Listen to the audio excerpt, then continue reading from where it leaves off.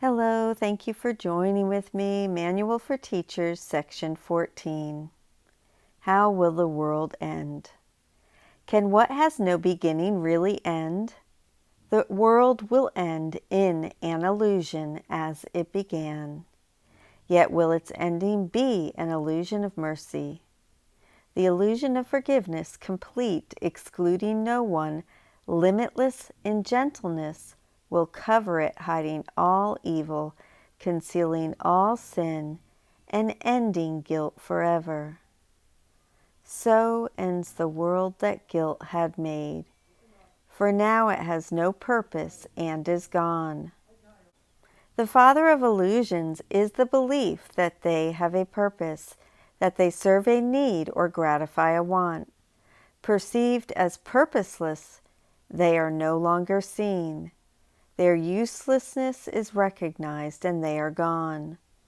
How but in this way are all illusions ended? They have been brought to truth, and truth saw them not. It merely overlooked the meaningless. Until forgiveness is complete, the world does have a purpose. It becomes the home in which forgiveness is born, and where it grows and becomes stronger and more all-embracing. Here is it nourished, for here it is needed.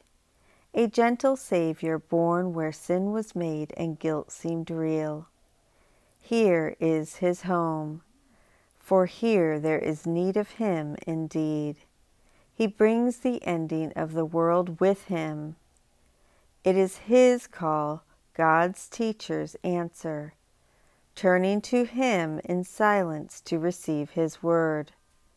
The world will end when all things in it have been rightly judged by his judgment. The world will end with the benediction of holiness upon it. When not one thought of sin remains, the world is over. It will not be destroyed, nor attacked, nor even touched.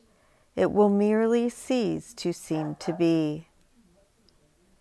Certainly this seems to be a long, long while away. When not one thought of sin remains, appears to be a long-range goal indeed. But time stands still and waits on the goal of God's teachers. Not one thought of sin will remain the instant any one of them accepts the atonement for himself. It is not easier to forgive one sin than to forgive all of them.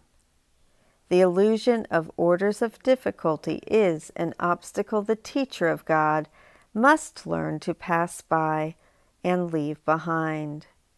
One sin perfectly forgiven by one teacher of God can make salvation complete. Can you understand this? No, it is meaningless to anyone here. Yet it is the final lesson in which unity is restored. It goes against all the thinking of the world, but so does heaven. The world will end when its thought system has been completely reversed. Until then, bits and pieces of its thinking will still seem sensible. The final lesson, which brings the ending of the world, cannot be grasped by those not yet prepared to leave the world and go beyond its tiny reach. What then is the function of the teacher of God in this concluding lesson? He need merely learn how to approach it, to be willing to go in its direction. He need merely trust that if God's voice tells him it is a lesson he can learn it. He does not judge it either as hard or easy. His teacher points to it, and he trusts that he will show him how to learn it. The world will end in joy because it is a place of sorrow. When joy has come, the purpose of the world has gone. The world will end in peace because it is a place of war. When peace has come, what is the purpose of the world? The world will end in laughter because it is a place of tears. Where there is laughter, who can longer weep? And only complete forgiveness brings all this to bless the world. In blessing it departs, for it will not end as it began.